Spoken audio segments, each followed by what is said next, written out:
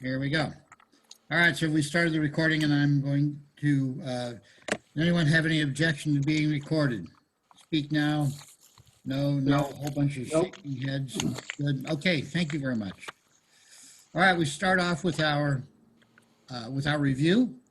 Who can tell me what is a republic? Everyone, jump in all at once. The natural conglomeration of the natural forms of government, which are democracy, monarchy, and oligarchy. And it has to be created because it's not a natural form. If not created, it will devolve into one of those natural forms. Good. All right. Everybody agree with that? Yes, it's also ruled by law. Good. Res publica, things public. I agree it's a hybrid form of government and contains the elements of monarchy, democracy, and aristocracy. All righty. Good. Anybody have anything else to add on that? Otherwise, we're going to move ahead. I'm pretty satisfied with that. Hi, Teresa. Nice to see you. Hi. Thank you. I'm sorry I'm late. That's all right. That was your loss, not ours. I mean, excuse me. Oh, you're right. It is. I'm like, okay, just All right. whatever they were talking about. Sometimes, Bob, you see why my mouth gets me in trouble. You know? Hey, listen, we're all in the same boat here, John. All right. Continuing on, I am now going to share my screen. And here it is.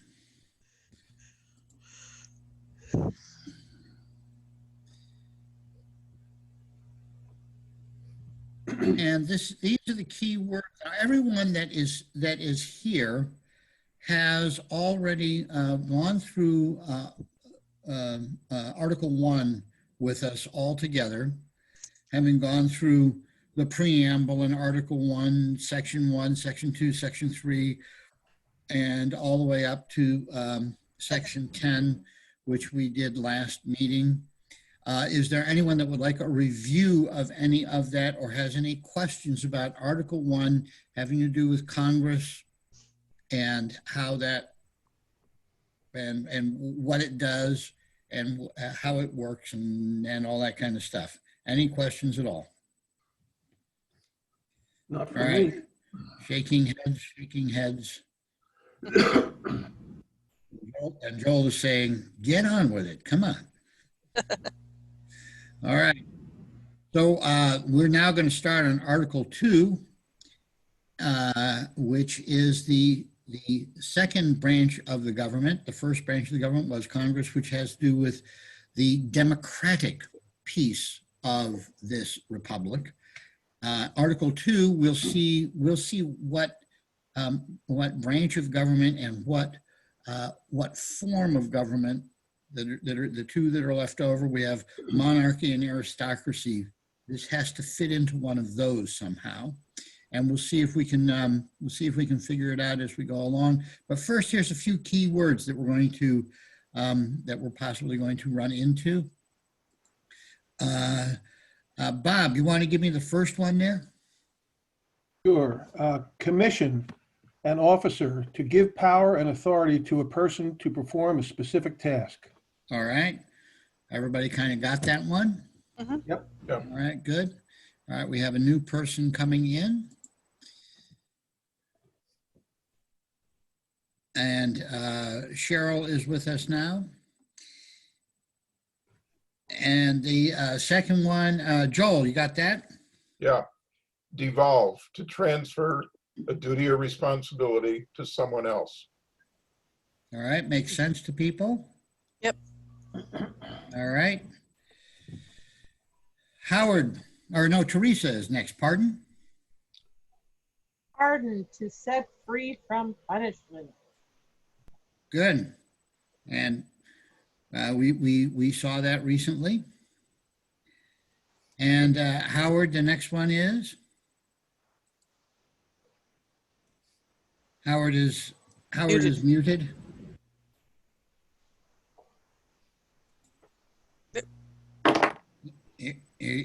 Howard? There we go. Okay. Okay, Reprieve, to delay execution of a person condemned to death, to relieve any evil or trouble.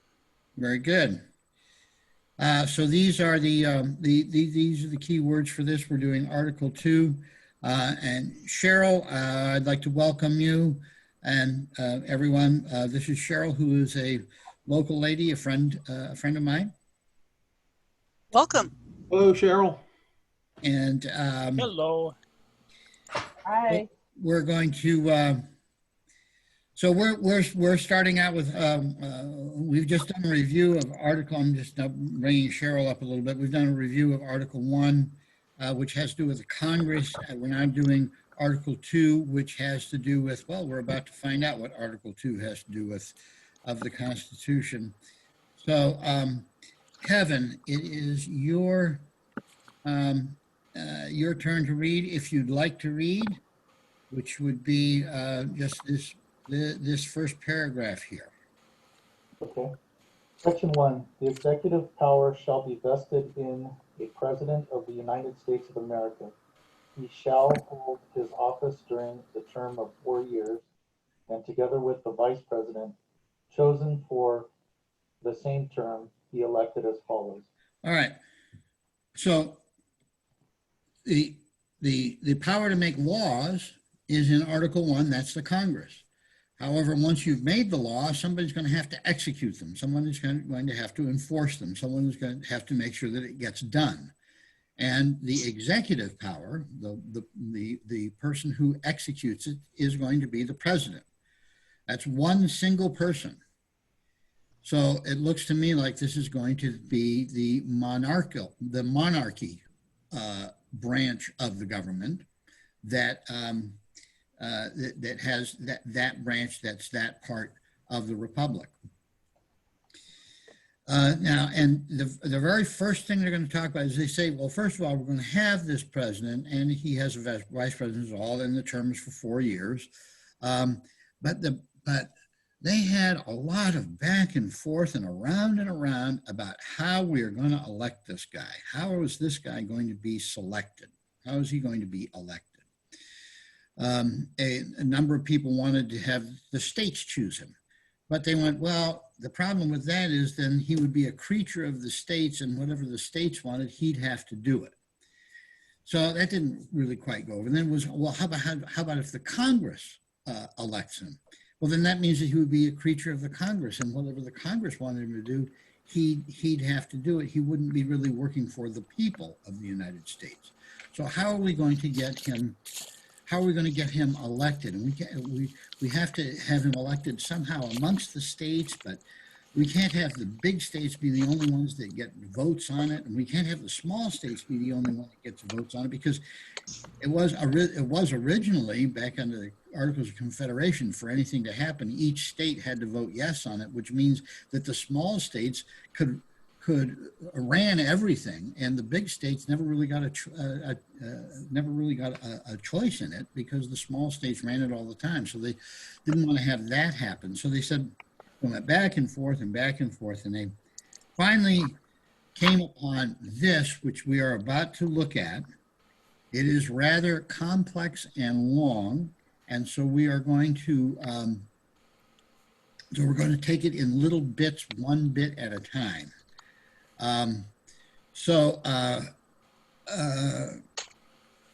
Cheryl, I take it you probably would rather not read, and that's fine.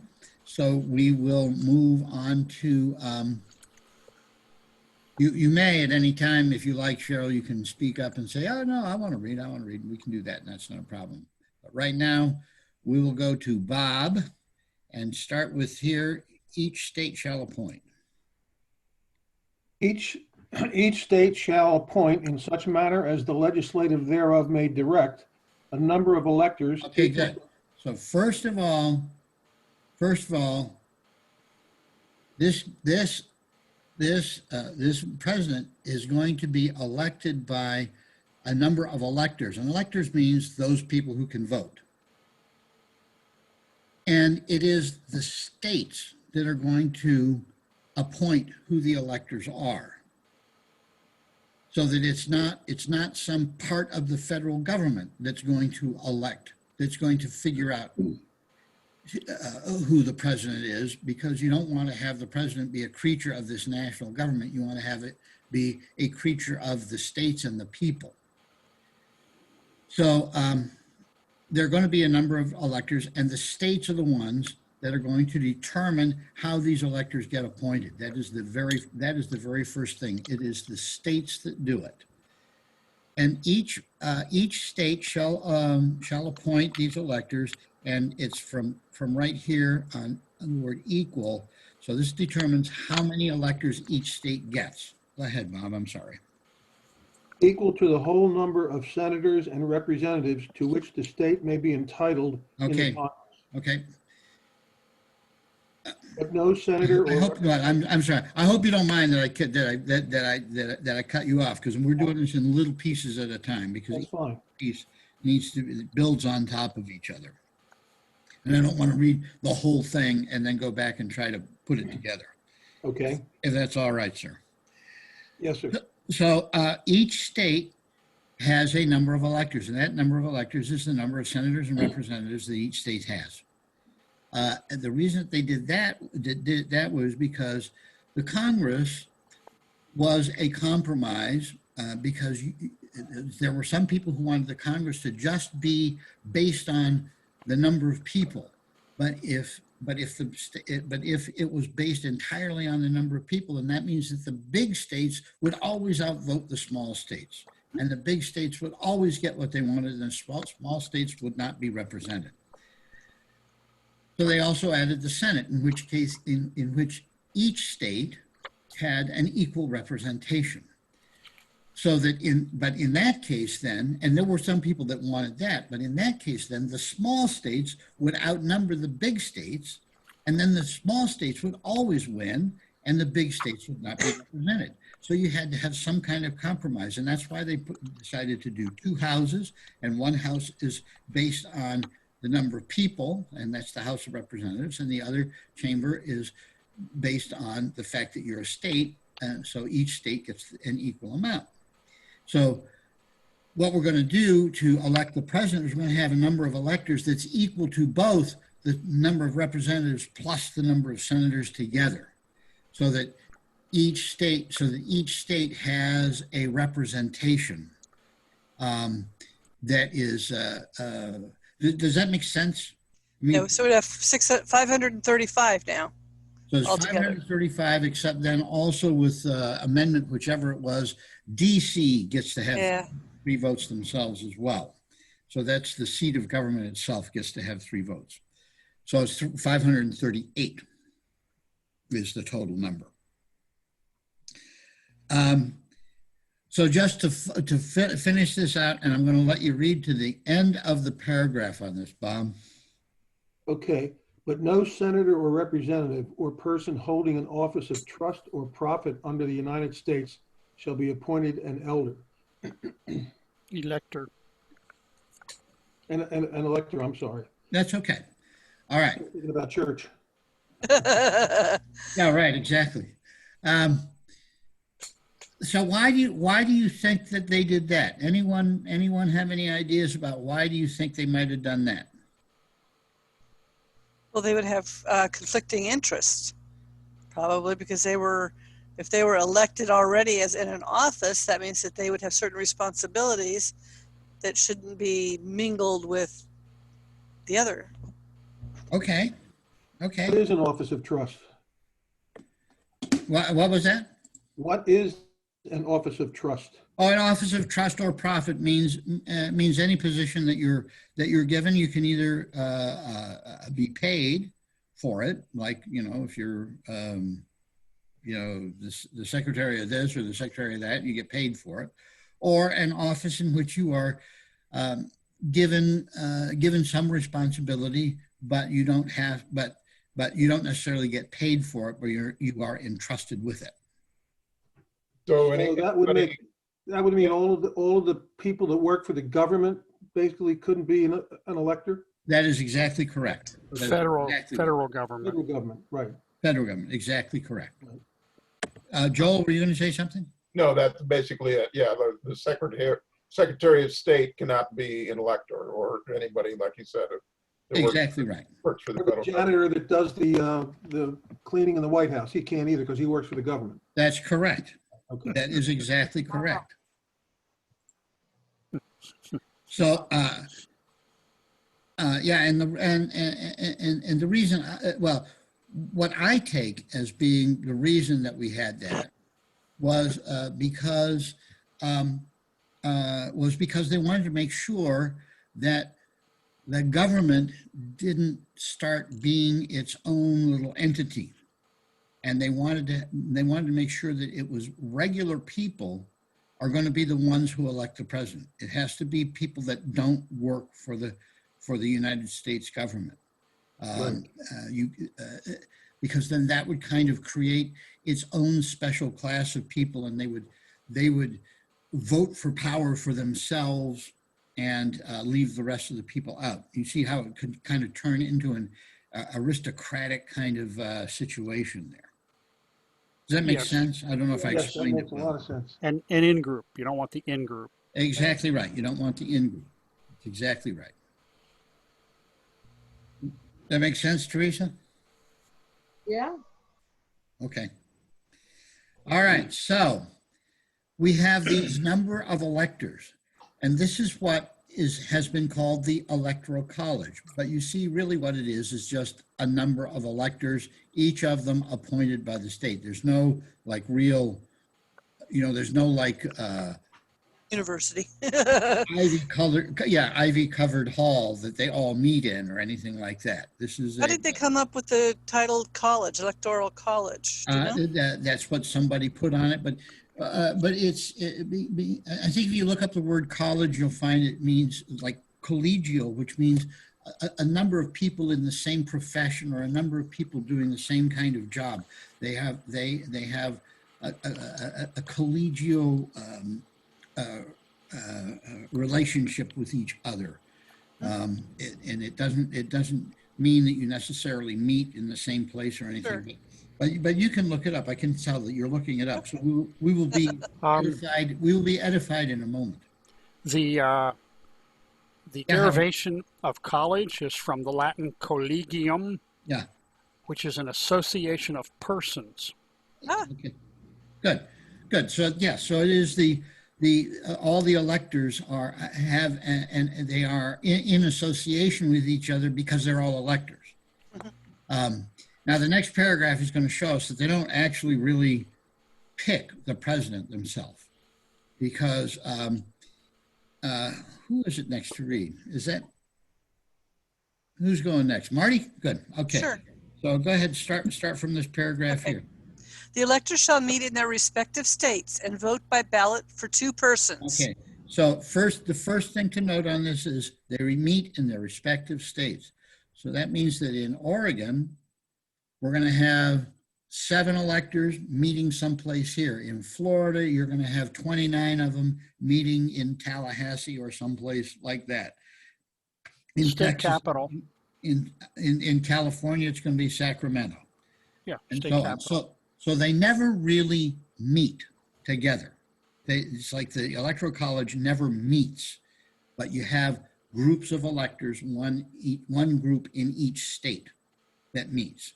And in that state, when they do that, when they do meet together, they then vote by ballot for 2 persons. Now, this got changed by the 12th Amendment, but we'll just read it the way it originally was.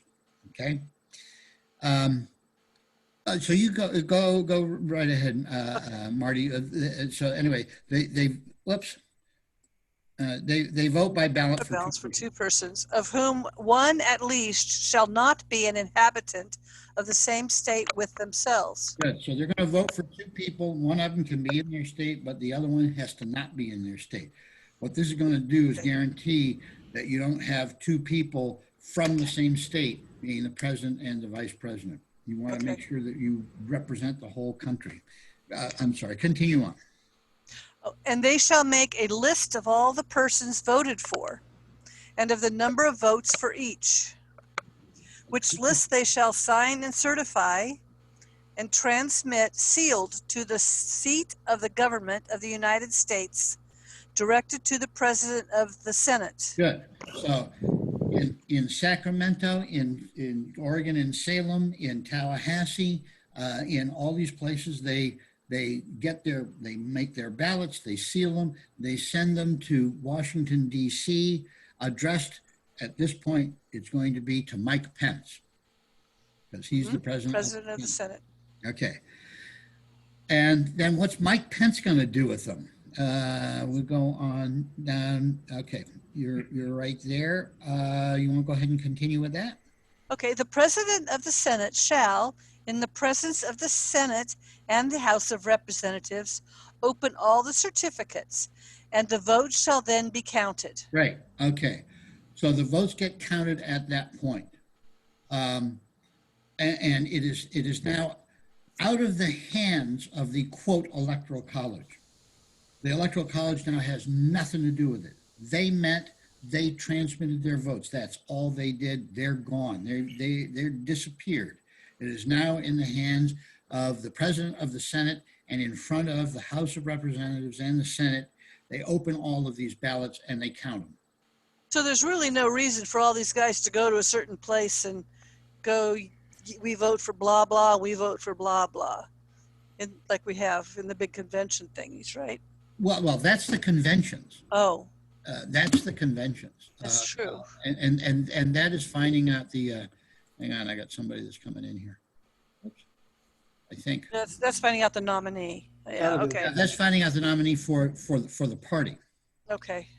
So So the electors actually never do go meet all the other electors somewhere else. they never Okay. do. They don't know who they are. And in fact, many of the electors don't know who the other electors are until they meet them. And I don't know who our electors are either. And that's what my question is. I've never figured out, how do I know who our electors are? Actually, it's not that difficult, because almost all states have the way that they select their electors. Remember here's, hang on. I got somebody, I got a chat here. Okay. Did Oregon pass a law to attach their electoral votes to the national popular vote? I do not believe they did, Kevin. I believe they tried, and I don't think they have. We'll get into that in a minute. The national popular vote. We'll talk about that in a minute. Marty, the electors meet at the state capitals of their respective states. I've never figured out, how do I know who's meeting there? Who is it? You could. I can tell you. I can tell you. Okay. Almost all states have the winner-take-all law, which is that they take the popular vote, and whichever party wins the popular vote, that party selects who the electors are.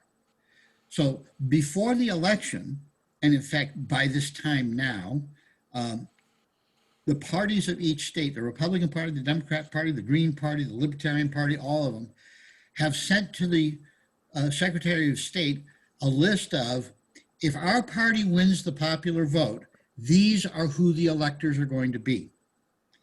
And it'll have, Marty Marshall and Joel Morris and, and Howard Stenninger, and Right on.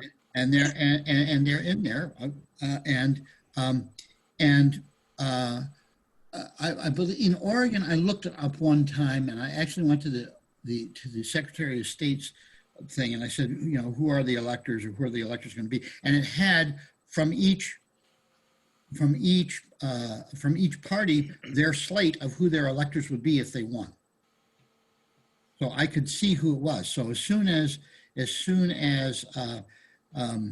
the election was held and that party won, then those electors, although it may not have been, the piece of paper may not have been signed, but that's who the electors were going to be. It was known that was who. So John. Yes, sir. Are the delegates at the convention are not the same as the electors then, right? No, delegates at the delegates at conventions are for the party. And they are representing the states and whoever of the party. So you have the Democratic National Convention, and you have delegates from, but they're all Democrats all around the state, all around the country, go to that and determine and then vote on and figure out who the nominee is going to be for that party. Same with the Republicans, same with the Libertarians, same for the Peace and Green people. And they all have their, here's who we're nominating. The electors is an entirely different thing. It is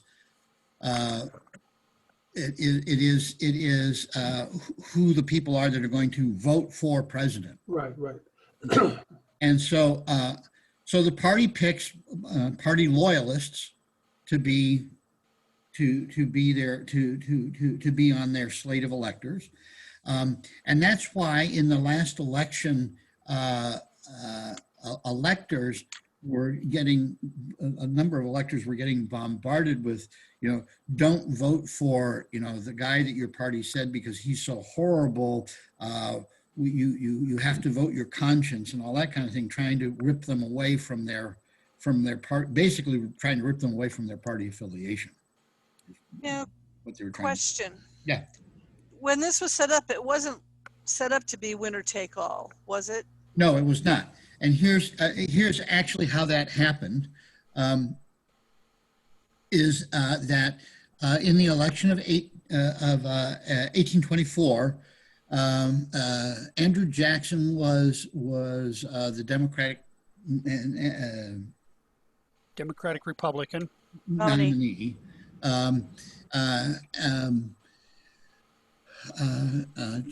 John Quincy Adams was what he was, and there were two other guys as well. Many of the electors elected, it wasn't based on party at all. And so there were states, for instance, that Jackson won, but some of the electors voted for some of the other guys, not for Jackson himself, which was perfectly legal for them to do.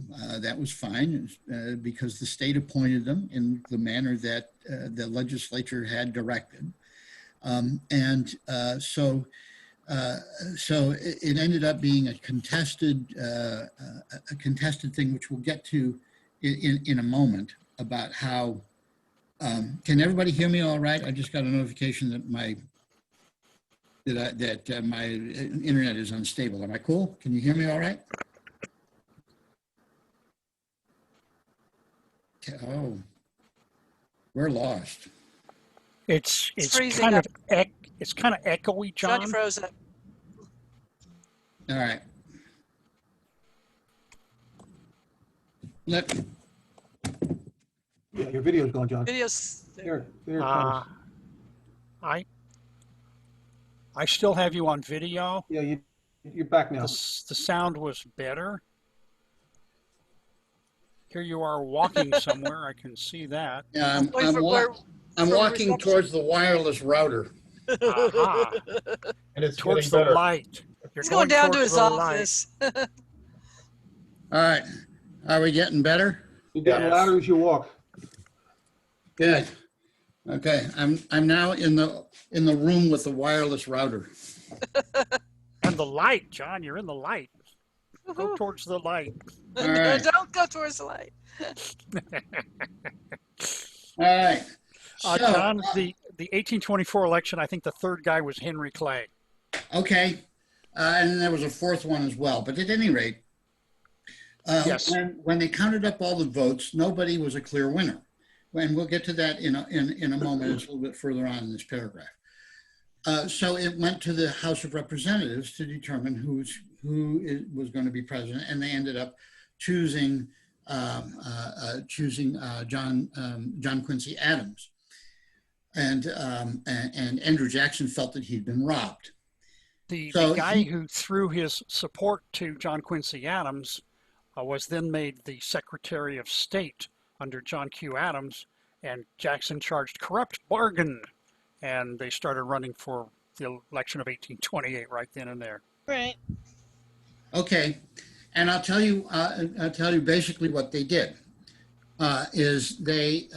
he went to his second in command, who was Martin Van Buren, and Martin Van Buren started working with all of the Democratic parties in all of the states to change the law about how the electors get selected, and change it to if the party wins the vote, the party gets to choose who it is, and they all have to vote together.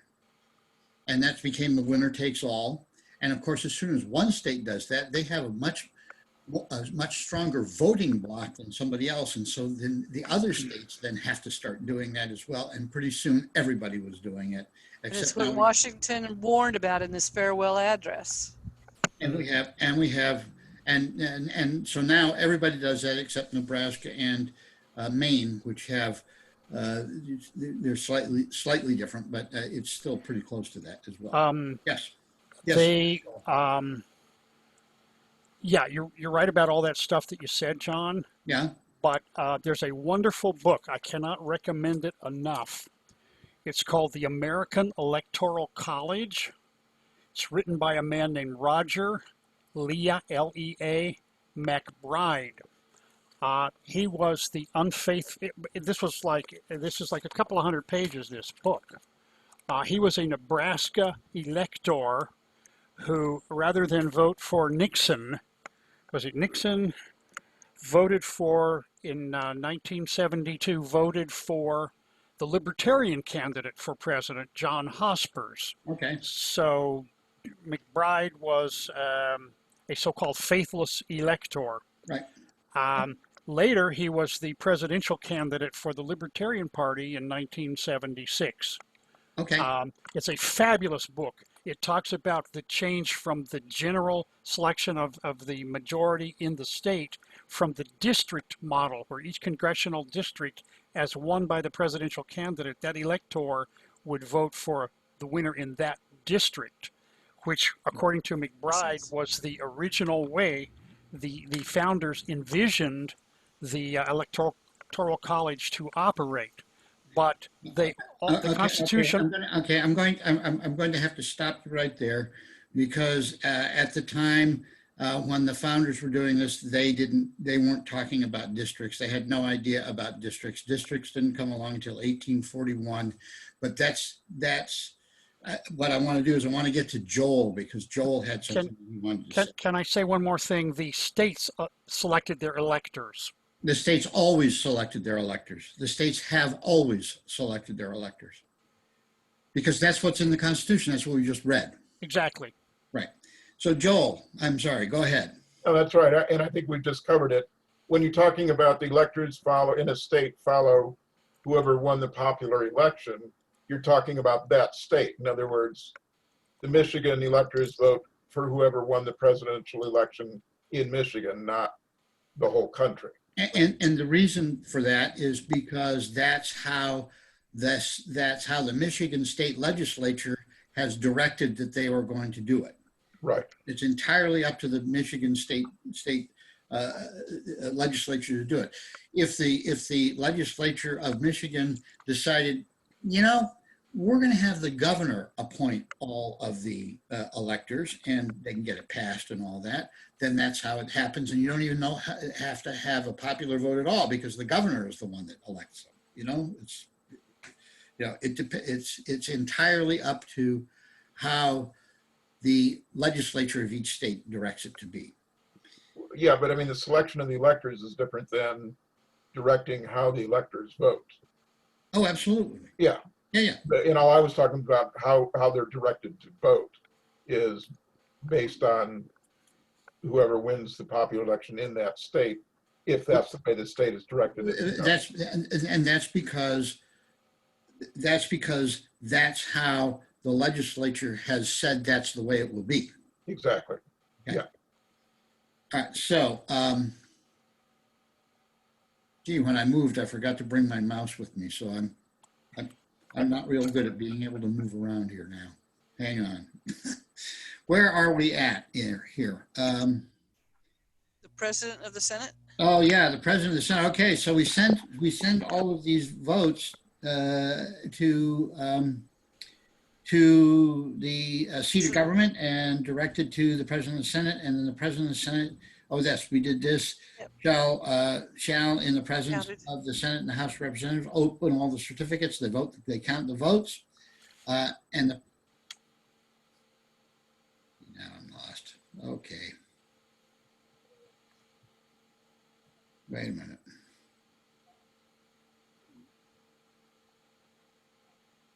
You No. you are on the right page. Oh, I know I'm on the right page, but I have, there we go, there we go. I've lost mouse control. Well, There it is. Yeah, he's using a track. You're using your track thing, right? well, I'm trying, there we go. All You're right, doing great. all right, so at this point now, so now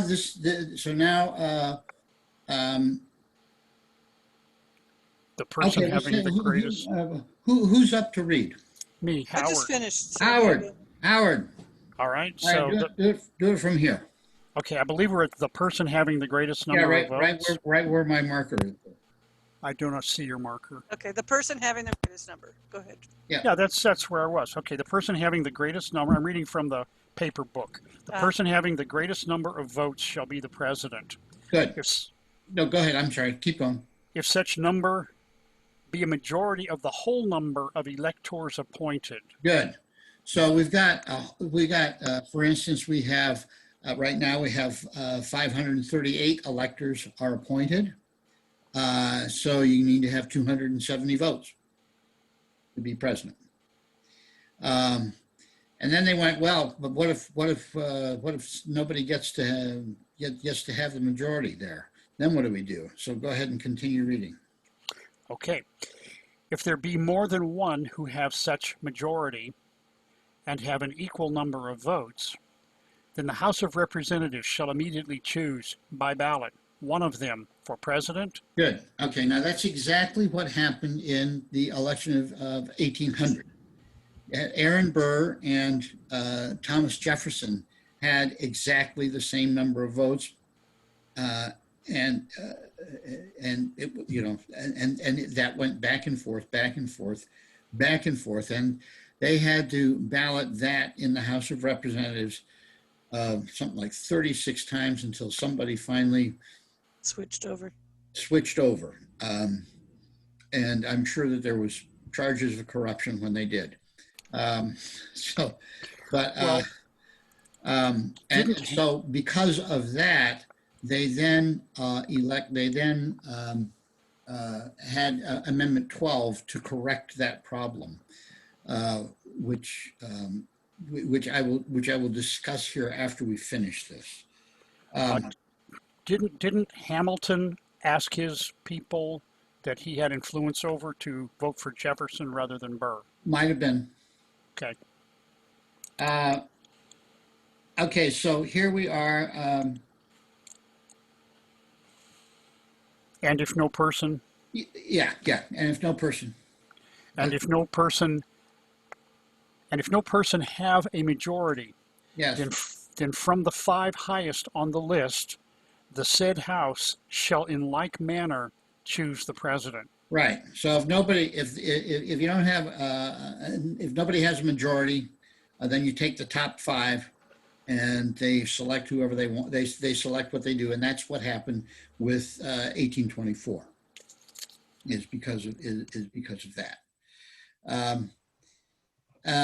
But go ahead, we do the next piece there. Howard. Unmute. John, can you move the screen up a little, or the book Yeah, up on the screen a little bit? I'm going to try here. Thank Okay, you. thank Good. you for that. I didn't realize I'd muted somehow. Okay, but in choosing the president, the votes shall be taken by states, the representation from each state having 1 vote. A quorum for this purpose shall consist of a member or members from 2/3 of the states. Okay, And I'm sorry, guys. I have to halt. Get your mouse. I have to halt it for a moment. I have to stop the share. Yep. Excuse me, guys, I gotta stop the recording.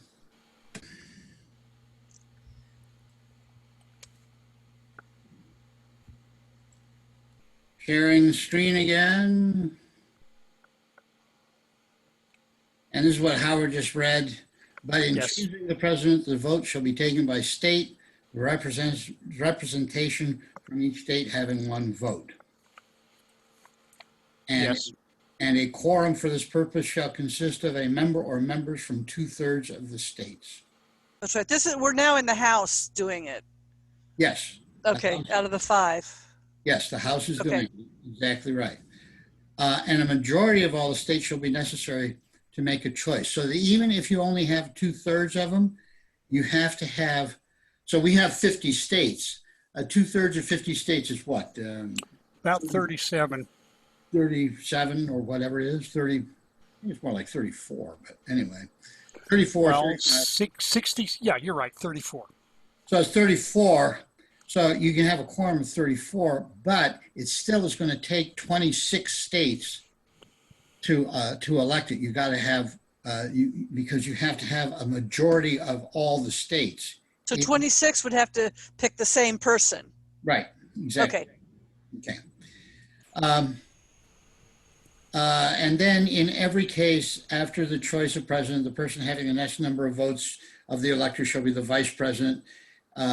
And if there should remain 2 or more of those who have equal votes, then the Senate chooses from them by ballot the vice president. And and of course the Senate would choose who the vice president is because he's going to end up being the president of the Senate. Correct. Now the change that was made in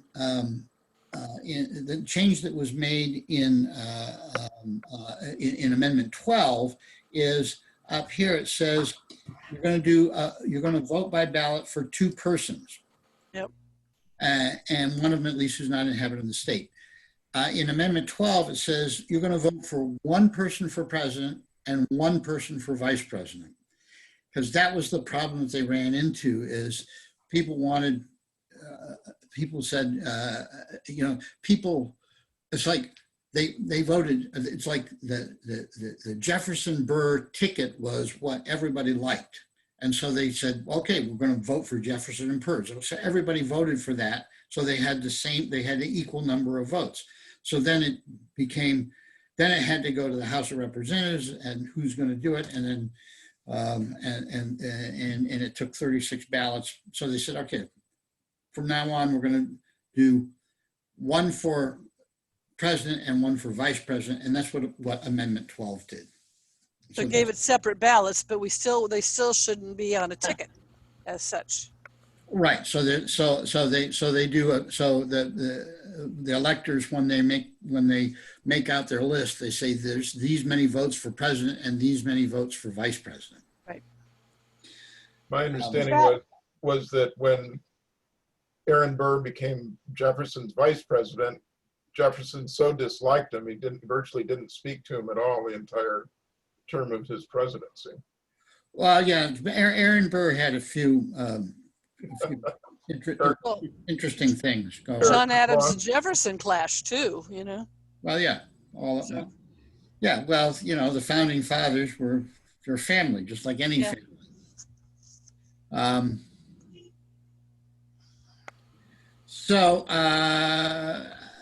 All right. So you kind of got an idea. If somebody asked you, okay, what's the Electoral College? Do you think you could tell them? Sure. Yeah. Sure. Okay. Yep. Teresa, what do you think? No, but I'm not going to hold everybody up. I'm going to talk to Howard after all this on the phone. Okay. I just have, because I'm not quite sure where I'm confused with. Something's confusing me, but I don't want to hold up. Yeah, well, yeah, a real good idea is to take little, take little things and say, okay, this is here's this electors and here's the electors, and do like a little demo of them, and here's here's how it fits together. That's actually a real good idea. All right. So, all right, we're moving on to the next thing. I don't know. Teresa, how would you like to read? Sure. So what's it starts, the Congress may determine. Yeah, Okay, the Congress may determine the time of choosing the electors and the day on which they shall give their votes, which day shall be the same throughout the United States. and the time for choosing the electors is the first First Tuesday Tuesday after the first Monday in after November. the first Monday in November, and the time for the electors giving their votes It's is December. second Wednesday after, no, the first Wednesday after the second Monday in December or something like that. Something like that. It's December 14th this year, anyway. So, so anyway, so Congress determines that, and it's the same for everybody, for all the states. And now we get into what are the qualifications of president. And we will go ahead and do this. Teresa, do you want to do that? Sure. No person except a natural born citizen or a citizen of the United States at the time of the adoption of this Constitution shall be eligible to the office of president. Good, okay. Neither, Yeah, go ahead. What were you going to say? neither, I was going to keep reading. Neither shall any person. Okay, well, now I wanted to talk about this, about natural born citizen Yeah, okay. for a minute. So Marty, you wrote me a nice email about that, and go ahead and tell us why we have the natural born citizen clause in there. The natural born citizen clause is in there to keep foreign entities out. Like if a person is born of somebody from China and Russia, they're called a natural born citizen of America. They have allegiance to those other countries that their parents were part of or whatever. And so the idea of a natural born citizen was somebody who both parents were citizens of the United States, so that their allegiance would not then be elsewhere. It would just be to the United States. Good. Anybody care to add anything to that? Sure. There was question about Obama being born in Kenya versus Hawaii. Yeah. That ship has sailed. But Joe Arpaia did actually attempt to bring that to a grand jury in Arizona, and it was somehow disallowed. Now, Kamala Harris was born when her parents were still citizens of other countries. She's Jamaican. Jamaica and what's the other one? India? India. So therefore, unless she takes an oath of, unless she gets naturalized, she is technically ineligible to become president. Per United States court cases, where say the son or the daughter of an ambassador from another country is born in the United States, they're not citizens. Actually, Howard, I'd like you to forward me the citations of those cases. I'd be very interested in that, because Oh golly, I don't think you can find them. But if you can, I will not only send them out in an email to everybody. I will something else very important and good I will do, because okay. if you can find those cases, because I haven't been able to find them. And when I talk about natural born citizen, I talk about the original definition of natural born citizen, because here it's not defined. They just say natural born citizen. Well, what does that mean? Yes. There was question over John McCain because he was born in Panama, but it was a U.S. territory when he was born. His parents were in the Navy. And his parents were U.S. citizens. Yes, they were. And his parents were U.S. citizens. And by the way, that Obama case, that was the wrong question. The Obama thing was should have been because his mother was American, his father was not. So therefore, he was not a natural born citizen. Ah, wow. Not a matter of where you were born, it's a matter of necessarily, but it's a matter of the citizenship of your parents. Awesome, Marty. That's awesome. Thank you. You're welcome. And originally, at the time that this was written in 1787, Nobody was a natural born citizen. well, yeah, nobody was, because, and that's why they add in there, or a citizen of the United States at the time of the adoption of this Constitution, which doesn't apply to anyone anymore. No. It's been a while.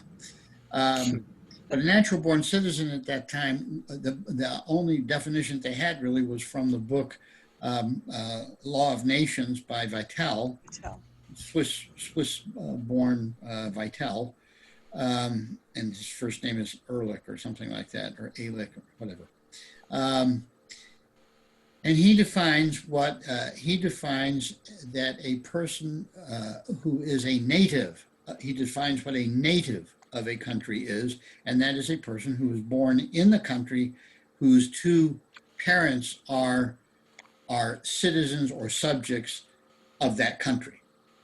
So that's kind of the definition that they understood at that time.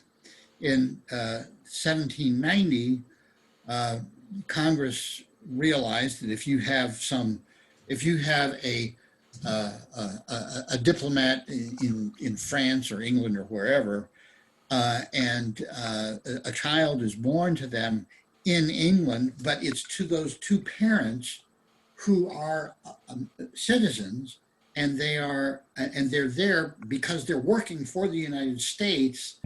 You can't then have this kid like be cheated out of his birthright. So they said in that case, in that kind of a case, that that such a person would be considered as a natural born citizen. Didn't say that's a natural born citizen. They said they will be considered as a natural born citizen. And then it's gotten to the point of then, well, if only one of them is a citizen and the other one is not, and what if one of them is a citizen and they're not born in the country? And what, then it gets into all kinds of how much is which and which is which, and it's come down to the point now where if a child is born to, I think I wrote in one of my emails, or a Norwegian goes to one of the it happens to be passing through Southern California, has a baby and goes right back to Norway. Well, that kid is considered to be a natural born citizen, but the problem with that is that the parents have no allegiance to this country, and the kid has no allegiance to the country either, because he's Norwegian, he lives in Norway. And John, there's one other part to this that, I heard this from Chris Ann Hall, but the country where they're from, like Kamala Harris, is from Jamaica. Well, Jamaica they have their own rules on what their citizenship is. And so Kamala Harris would have to give up that citizenship, because until she does, she is still considered a Jamaican citizen.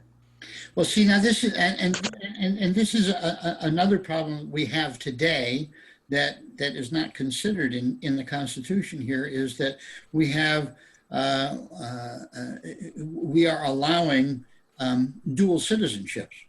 I know a fellow who is a citizen of the United States and also a citizen of Switzerland. He's a neighbor of mine here. And it's just, it's dual allegiances. It's just hard to reconcile that. So, but at any rate, it is natural born citizen, and the definition of natural born it's kind of gotten fluid, and there is much to be said for let's make it a thing. This is what it actually is, and this is the definition of it, and that's all there is. And there are a lot of people that would like to do that. And under that one, then Kamala Harris, Ted Cruz, Obama, and a number of others would not be eligible to be president. but at any rate, it says natural born citizen. It's just you have to define what is natural born citizen. Well, the problem there is if she's not president, the next one in line is worse. So what are you gonna do? Maybe the speaker of the House will be that fellow from Northern California Well, when the maybe, Republicans retake the House of Oh, Representatives. the Republicans, John, let me His- ask you a question. Yeah, sure. Why do you suppose that they didn't apply this same requirement to the vice president? it Well, is. because remember at this time here, they're saying you're going to vote for president, and then and then who comes in second is the vice president. So He has to have the same so the requirements. vice president has to also qualify to be president as well, because that person could become president suddenly. So So you're saying by a roundabout way, it really does apply to the vice president? sure, absolutely it does. Okay. Well, it still would, wouldn't it? There's no difference Yes. now. Well, I mean, I mean- I would think it would apply if somebody became vice president and they didn't meet this requirement, they could not become president if and when the president died or whatever. Right, Yeah, I right. would agree, yeah. Right, so it would be silly to elect them to be vice president if they were not going to be able to take on being the president if the occasion arose. How much do you think this is going to play in the election? Kamala Harris and the question over citizen, Yes. close to zero. I mean, They'll bring it up. it's been brought up already, and it looks like it's been pretty well put aside from my. Yeah, it is, and actually, I wrote an email within the last week or so, I think, about that, where it was brought up, and then some media people asked Trump, "What do you think about that?" And he said, "I'm not going to make an issue of it." And they tried to press him. Well, is she or isn't she trying to make him come up with a legal conclusion? Which he's not going to make an issue of it, because there are so many other issues that are bigger than that, I think is what it is. He doesn't want to be sidetracked by that. If she did actually end up becoming quote unquote president, would we actually stand up and say, "I'm sorry, you can't do that"? Somebody Well, probably would. Somebody probably would. Some people could, and she could, and it's entirely possible.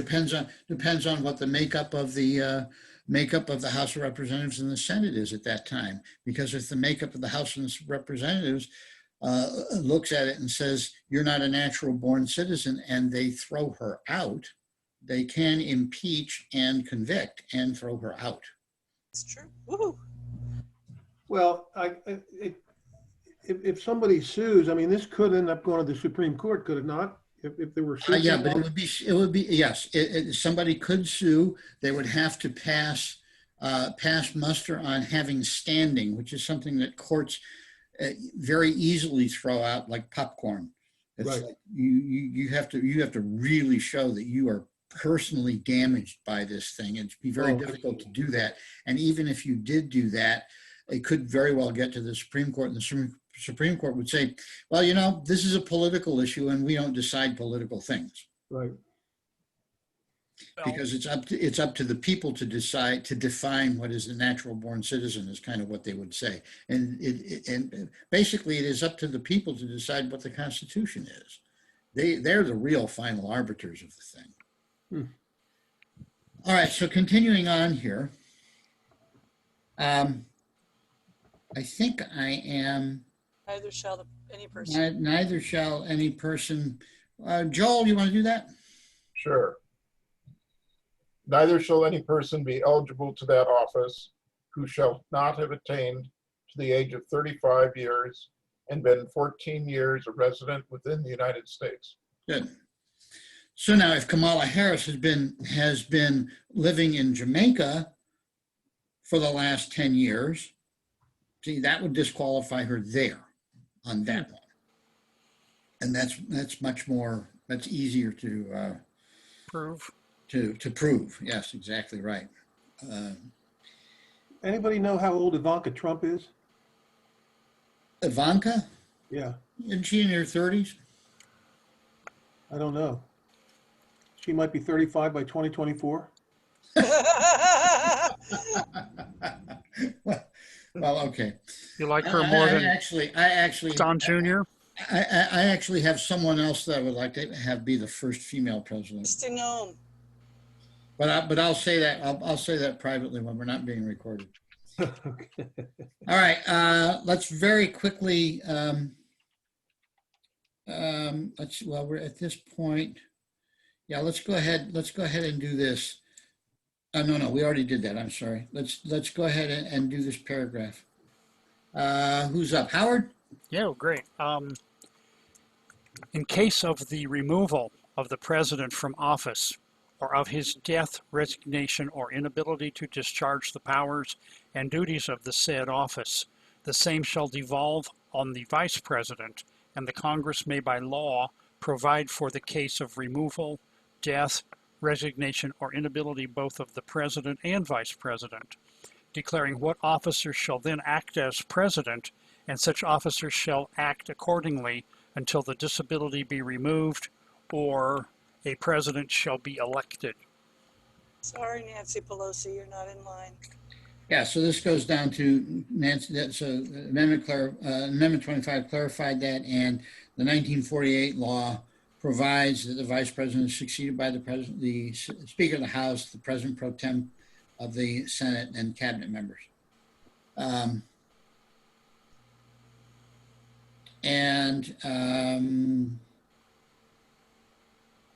Well, we're real close to finishing this section.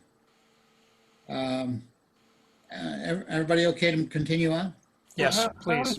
How does that 1948 law square with the Constitution, though, with this paragraph here? Well, no, because it says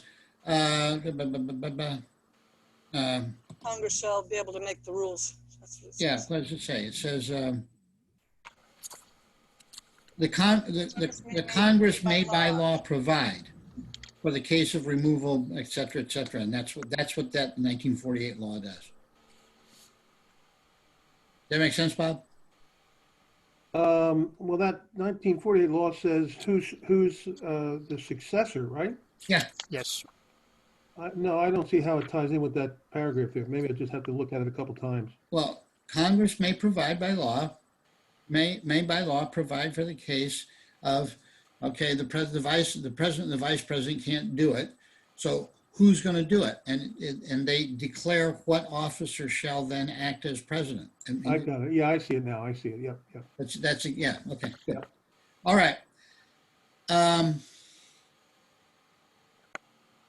I don't see Kevin there. Are you there, Kevin, or are you? Yes. Okay. I think not. All right. Yes. We're gonna go. I heard a yes, but I Oh, don't see yes, his John, I am here. face. Did I wake you up, Kevin? No, I said yes 3 times. I'm sorry. Okay. All right. Good. We're at this paragraph right here. Okay. The president shall, at stated times, receive for his services a compensation which shall neither be increased nor diminished during the period for which he shall have been elected. And he shall not receive within that period any other emolument from the United States or any of them. Good. So the question on the side is, why do you think it's neither increased nor diminished while he's in office? He could give himself a raise. Well, Congress is the one that has to do it. Well, like federal judges, they're well, any officer, isn't it? They can't have their pay increased or decreased. Yeah. Actually, they can. Okay. It can't. I think it can't be decreased, but we're going to get to that in Article 3. Now, John, I don't understand what the "or any of them" refers to. Any of the states. Oh, where does it say talk about states? It says Well, Okay, it's- it says he cannot receive any other emolument from the United States. So if he is the president of the United States, he cannot also be a general in the army and receive pay for that as well. Okay.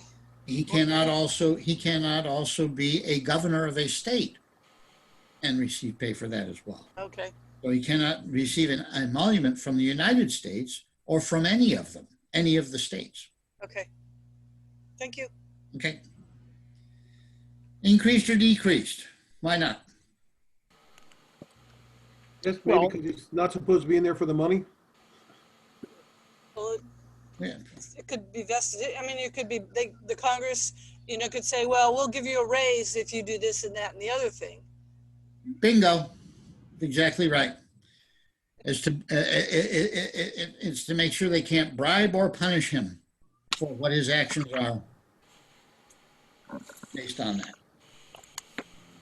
Good.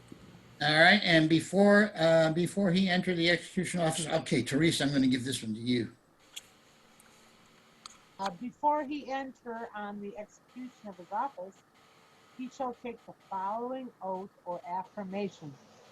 I do solemnly swear or affirm that I will faithfully execute the office of President of the United States and will, to the best of my ability, preserve, protect, and defend the Constitution of the United States. And every four years when we have an inauguration, those are the exact words that you hear. And it doesn't say Yeah. protect you from health disease, viruses.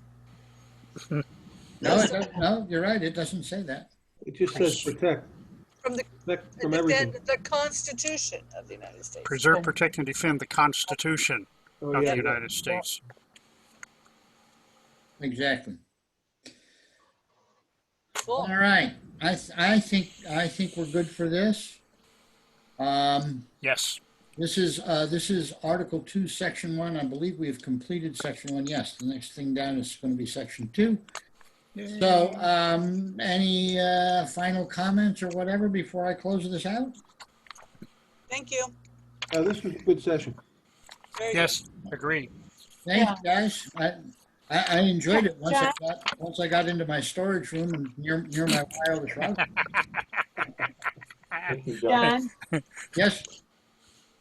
I Yes. got Howard sent me a copy of your Constitution book. I don't have it in front of me.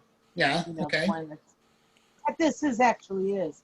And I've started, I haven't gotten this far, but I just really wanted to say how valuable this material is. I mean, Oh, thank I you. wish that, oh God, I'm like going, this should be in every School. grade school or at least early high school, somewhere in there where, they can, I mean, it's just, so far what I've read, it's been so easy to understand. It's like, okay, and it's really, I just really want to validate you because, okay, it's some book, but I'm like realizing the value of it and wishing that it could be everywhere, and, I mean, thank you, for doing this because it's not out there other than you, really, and probably a few other people. Well, thank you very much. I appreciate that. And I just ran across, I was watching a video of a protest and counter protest that went on here nearby, but on the same YouTube page, there was something I went and said, oh, that'd be kind of interesting. It was Richard Dreyfuss talking about his, it's called the Dreyfuss Initiative. It's called the DreyfussInitiative.org. His aim is to get civics put back in the schools. And so You're right, I've heard of that. Okay, so I went onto it and I said, this is who I am, this is what I do. I have been doing this, I've been doing this, I started doing this in 1991, blah, blah, blah, blah, blah, all this kind of stuff.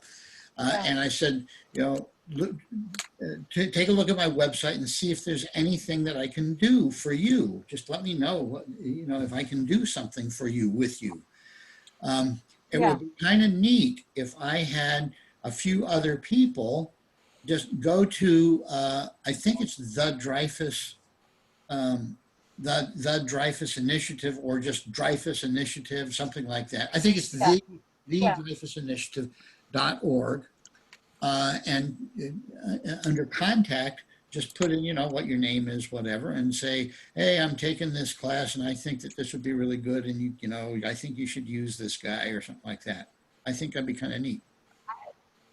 I will do In other that. words, put a plug in for you for him. I'm sorry? Yeah, put a plug in for you Yeah. for him, right? Yeah. Tell Yeah. him that there's, yes, exactly. Put a plug into him for me. Right. And that'd be Did you neat. say you already like sent him something and you didn't hear anything, or? Well, no, I just today, I went into his, Website. Oh, I went into his website and went onto I signed up for his email, and I also, he doesn't, whatever occasional email, whatever it is. And I also, left him a contact message thing, and just told him what I Okay. do. Well, Okay. I would say to him, we had this constitutional class tonight run by John Chambers, and during the class, he mentioned your website and what you're doing, and he's offered to help, and I would suggest you take him up on it, something like that. Great. Yeah. Yep. Yeah. Bob, absolutely. All right, guys. And with that, shameless plug. Thank you, guys. We'll see you next week. We'll be doing Article 2, Section 2. Cool. Sounds Thank good. you very much, John. Thank you. You're very Yeah, thank welcome. you, John. My pleasure. Okay. Bye, everybody. Bye. Hi, Bye. Teresa. All right. Bye, Kevin.